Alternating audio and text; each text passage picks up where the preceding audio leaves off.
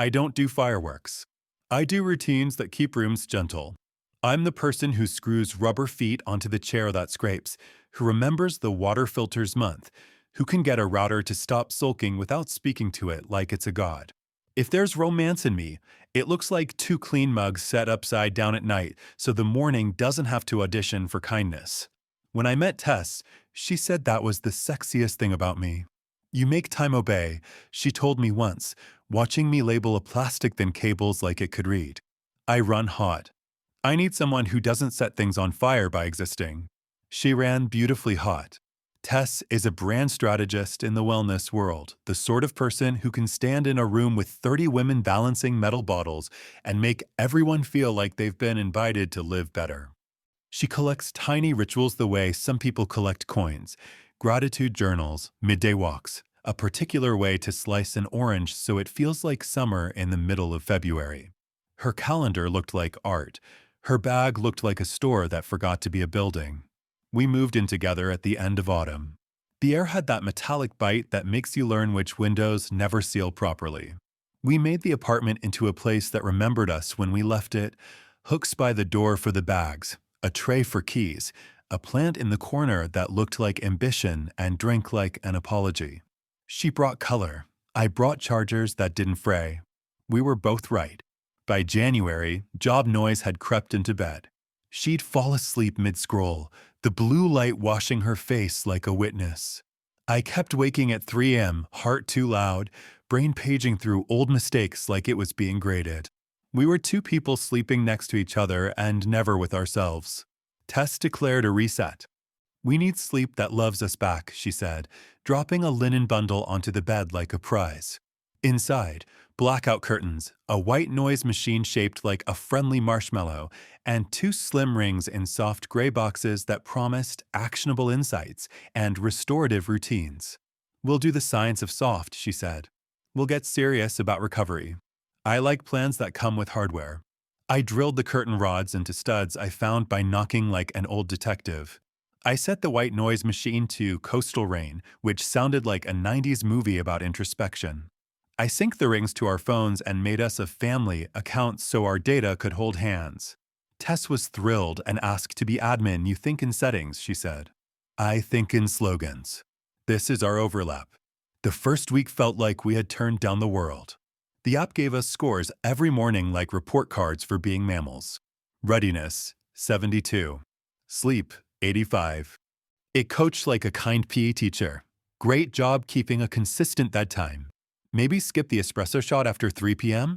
It let us tag habits, late meals, alcohol, workouts, arguments, so we could watch lines on graphs agree or disagree with our self-mythology. It was oddly soothing. Tess would read her score out loud like a weather report. 81, she'd say, victorious, waving her phone the way people wave winning lotto tickets on TV. I'd hold up mine. 67. I spent half the night designing better curtains in my head. We gave ourselves rules with soft edges. No screens after 10, though her job sometimes overruled that with a blinking urgency she couldn't ignore. No alcohol on weeknights, though a Tuesday in February doesn't count as anything moral. Warm feet for warm sleep, Tess declared, producing ridiculous cashmere socks that made her look like someone who could forgive winter. She started a tiny bedtime ritual, chamomile tea, 2 pages of a book she would take 6 months to finish, a question asked in the dark we didn't have to answer right away. Her work grew louder in March. A big client decided that wellness should be a personality and Tess should be its translator. She began staying late at the studio with her creative team, concept sprints that sometimes sprinted straight through dinner. She'd text me a stream of photos around 10, mood boards, half-finished taglines, a table littered with markers and cups that had forgotten what water was, and then a final heart that meant, I'm coming home. The rings told part of the story. Some nights her restfulness, graph, was a perfect plateau. Some nights it looked like a terrain map of regret. I didn't make charts out of it. I brought her tea when I could tell she had put too many emails into her throat. I asked fewer questions than I wanted to. People who love you don't need to be interrogated every time a graph has an opinion. By April, our bedroom was the gentlest room I have ever lived in. The blackout curtains turned the morning into an idea that waited for permission. The white noise machine convinced the city to calm down. We spoke softly on purpose. The rings made us feel like the only responsible mammals in our building. Tess would fall asleep earlier on some nights, and on others she'd collapse into bed long past midnight with the sigh of someone who had handed her brain to strangers all day and wanted it back. I'm a school network administrator. My days are cables and kids and teachers who need things to work without knowing the name of any part that makes them work. My life has a bell schedule and an after-hours quiet that tastes like chalk. I cook simple dinners, fix small wrongs that can be fixed, and sleep in a way that could be decent if the world would stop knocking on the inside of my skull. The rings kept score. We made the best of being judged. Some mornings Tess would tilt her phone toward me with a glitter in her voice. 92, she'd say, I'm basically a monk. Other mornings she'd groan, drop the phone face down, and blame the moon. Witchy, she would say, which was Tess for the universe forgot math. Spring went to summer, which is when calendars become suggestions and friends become people who have opinions about boats. Tess had women's circle Wednesdays that cloaked themselves in incense and then decided margaritas counted as ritual. She'd come home early and glowing for 2 weeks, late and brittle the next. I stayed kind. Kind feels better at 2 in the morning than being right does. In June, the Ring app added a feature called Bedmate Detection Beta. The release notes were chirpy in a way that made me forgive the engineers who wrote them. We can now detect co-sleepers using proximity and motion signals, it said, and gave you better insight into temperature, movement, and overall rest quality when sharing a bed. Turn it on in settings. Creepy? I asked, smiling. Only if we let it be, Tess said, already in there toggling it. We're sharing a bed. Might as well let the data admit it. We turned it on. The next morning, the app added a neat line below my graph. Co-slept with Tess, recognized. Below hers, co-slept with Ben, recognized. It was ridiculous and also comforting. A machine had nodded at our bed. 2 weeks later, an orange dot appeared on one of her sleep cards. New co-sleeper detected. The ringtone for suspicion tried to go off in my head. I turned it into an email chime. What's that? I asked, light.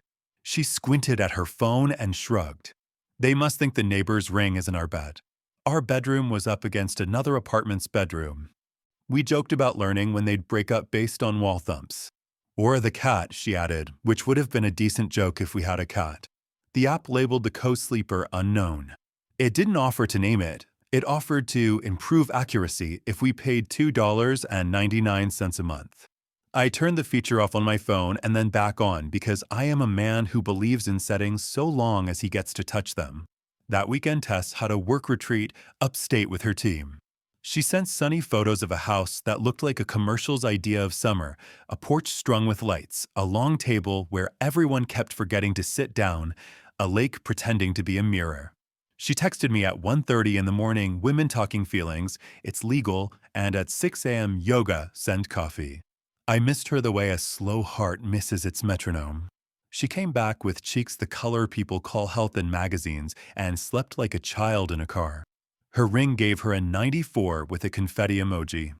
Mine gave me a 70 and a wagging finger about late caffeine. July came with heat, and heat makes decent people odd. Tess took cold showers and declared them religion. I put the sheets in the freezer for 10 minutes while we brushed our teeth and felt like a genius for 5 minutes after that. We were the kind of couple who seemed impressive if you only saw us in the moments we would post. We still ate dinner at the table. We still set our phones down with their faces hidden like they were modest. We still did that thing where you say, I'm tired, and the other person hears, please inventory all the ways I've failed myself, and you smile and give them something kinder instead. The app kept being a scientist with a smile. Hey, we noticed your bedtime's drifting later. Want us to nudge you? It asked like a dog bringing a leash. We said yes, and then let the nudges shuffle to the bottom of the notification stack where old good intentions live. The week before everything happens is never different until you rewind it. Tess had 2 concept sprint nights in a row. She came home after midnight soft around the edges, smelling like other people's perfume and a bar that had decided to put rosemary in everything. I kissed her hair and didn't tell her the rings had turned my kindness into a number, my restfulness down, my latency up, her rem like a trophy. Then came the morning with the banner. It was a Tuesday, boring if you weren't us.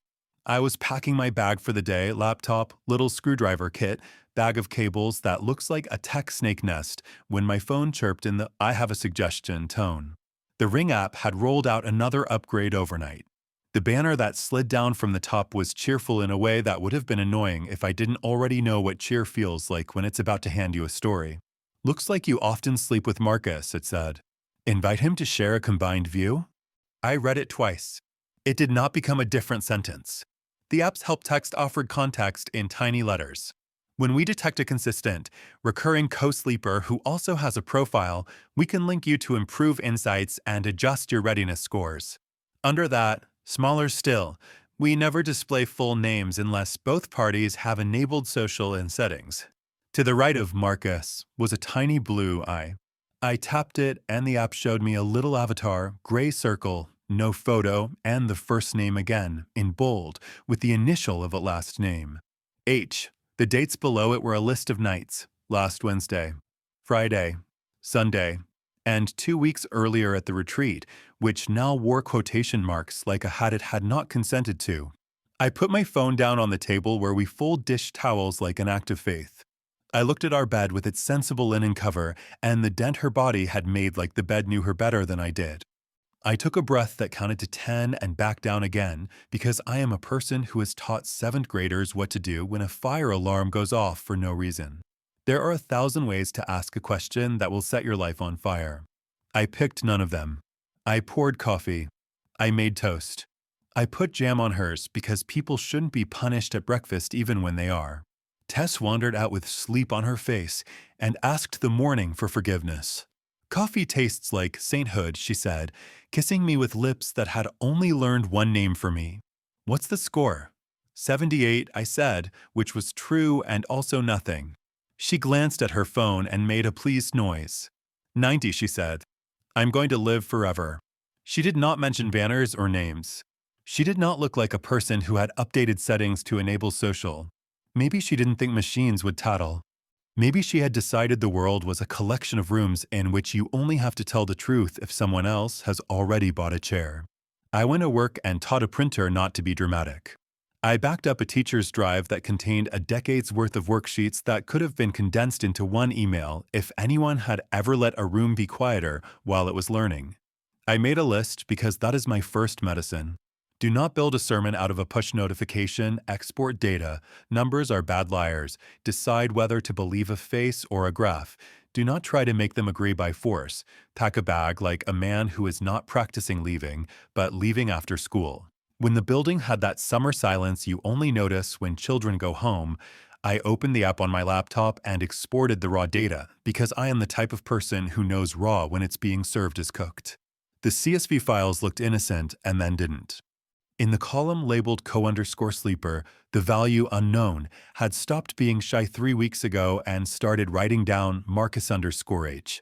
The timestamps had a habit of clustering around nights when Tessa's texts had been shorter. The retreat weekend had 3 entries, which you'd expect if you wanted to avoid expecting it. I closed the laptop. I packed. Not many things. I am not a maximalist.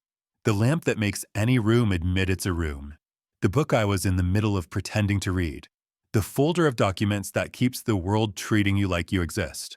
The analog clock because I can't stand learning what time it is from something that wants to sell me shoes. I left my ring on the charger like a snake that hadn't been the problem. I wrote a note because ghosts are for haunted houses and this is not one. We bought devices to teach us how to sleep. One of them got ambitious and learned how to tell the truth. I won't ask what story you would have told me if the app had kept its mouth shut. I'm tired of making room for versions of us that only live in settings. I won't be here when you get home. This isn't punishment. It's a boundary. The rent is paid through the end of the month. Utilities transfer on the 30th. The basil will die unless you stop insisting it's a personality and water it on Wednesdays. If there are legal things to sign, put them in an envelope and have a grown-up deliver them. I won't do any more of this in rooms where the air is still pretending. B. I put the note under her mug because there is something funny about asking a person to lift what you've written to get to what they want. Then I put my bag on my shoulder and walked out. The door didn't slam because that's not what doors do when you treat them with respect. Eric's spare room smelled like cedar and laundry, the scent of friends who know you're coming without knowing why. He handed me the spare key and a glass of water and a useless sentence. "I'm sorry," he said. "Me too," I said. It wasn't a referendum. It was a weather report. Tess called at 8:02. I didn't answer. She texted at 8:05. "Babe, at 8:10, we need to talk. At 8:12, I can explain. At 8:13, it's not what it looks like." The thing about numbers is that they would be so happy to be bored. The thing about me is that I have lived a life trying to let them be. At 9, she wrote a longer text that had a kind of bravery to it, the kind that looks like honesty and still keeps a hand on the dimmer switch. It was a few nights. It was work that got too close to my face. It was me making the wrong thing feel like rust. It wasn't a plan. I didn't choose you less. I chose being flattered more. "I'm sorry." I put the phone face down the way you put a spoon down when you've had enough of sweet. In the morning, the app sent me one last notification before I unpaired it. "We noticed a change in your bedtime routine," it said, like it thought it was helpful. I laughed for the first time in a while, not because it was funny, but because someone in a conference room had imagined this exact sentence would make someone become better. I hit sign out. The ring's little circle went blank, a quiet metal that meant nothing now. Tess sent one more message that afternoon. No emojis. No tone hacks.